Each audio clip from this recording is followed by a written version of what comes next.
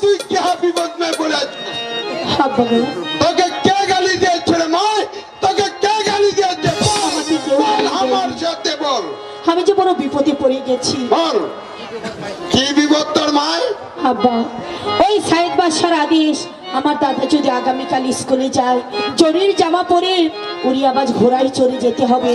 তাই ভাবছি এই বনমাঝি কোথায় পাবো উড়িয়াবাজ ঘোড়া আর কোথায় পাবো চরির জামা। রে মা তোর চিন্তা করতে হবে না রে মা তুই কোনো চিন্তা করিস নাই উড়িয়াবাজ ঘোড়া আর চরির জামা আমার কাছে আছে রে মা আমার কাছে বাবাজি, আছে তুমি তো বনরাজ, এসব তুমি কোথায় পেলে? তাহলে আমার বচ্ছুনি আনে রে মা আমার বচ্ছুনি আনে একদিন আমি একাব্বর বাদশা একাব্বর বাদশা, কি রে মাইজি একাব্বর বাদশার কথা শুনে তুই চমকে উঠলি কেন রে মা একাব্বর বাদশা কি তোকে গালি দিয়েছে না না, উনি আমার শ্বশুর।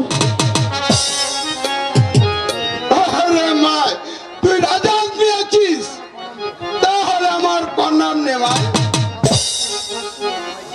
তাহলে আমার বচ্ছুনি আনে একদিন একাব্বর বাদশা এই জঙ্গল মে শিকারে ছিল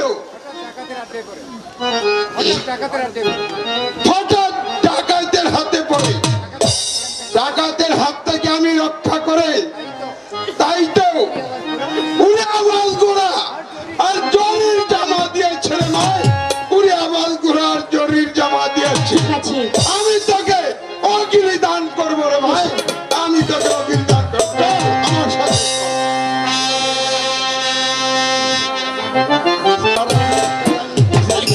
কোথায় পাবো আবার ঘোড়া এইবার কিনে দেবে আমার খিচুড়ির জামা আমি দেবো।